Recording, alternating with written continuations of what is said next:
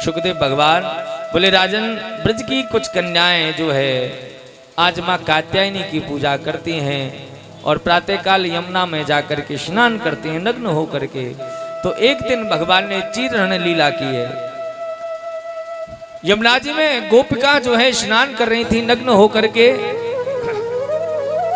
भगवान ने क्या किया, चोरी से उनके वस्त्रों को छुड़ाया और कदम पर जाकर के बैठ गए लेकर के, और बैंडी बजाने लगे, मुरली बजाने लगे।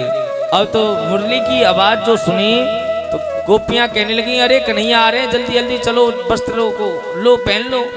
लेकिन जब देखा कि तट पर वस्त्र ही नहीं है तो अब तो घबराने लगी कि हमारे वस्त्र गए तो गए कहाँ, और कन्हैया हमें ऐसे देखेंगे तो अरे बड़ी गड़बड़ हो जाएगी महाराज।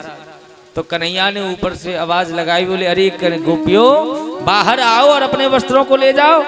यहाँ लोग शंका करते हैं, अरे वो भी कैसा भगवान था जो दूसरों की स्त्रियों को आज नग्न देखना चाहता था।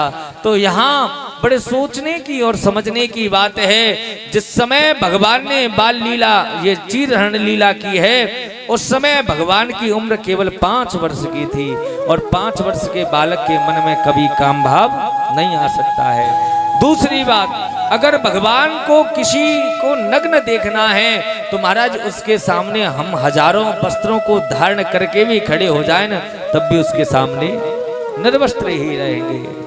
भगवान ने कहा गोपियों बाहर आओ और वस्त्रों को ले जाओ। कन्हैया बोले ले जाओ वस्त्रों को। गोपियां बोली महाराज हमने कुछ भी धारण नहीं कर रखा है। तो बोले तभी तो मैंने कहा है आज तुम्हें मैं कुछ सीख दे रहा हूं। गोपियों, कभी भी स्त्री को कटी से ऊपर जल में स्नान नहीं करना चाहिए, और कभी भी नग्न होकर के न स्त्री को न पुरुष को भी स्नान करना चाहिए, क्योंकि अगर ऐसा करते हैं तो वरुण भगवान का अपमान होता है।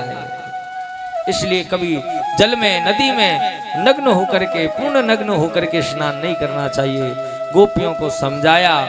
गोपियों ने कहा ठीक है गोपाल हमें क्षमा कर देना, हम आज के बाद ऐसा नहीं करेंगे। भगवान ने ये चीरहरण लीला जो की है ये कोई साधारण लीला नहीं है।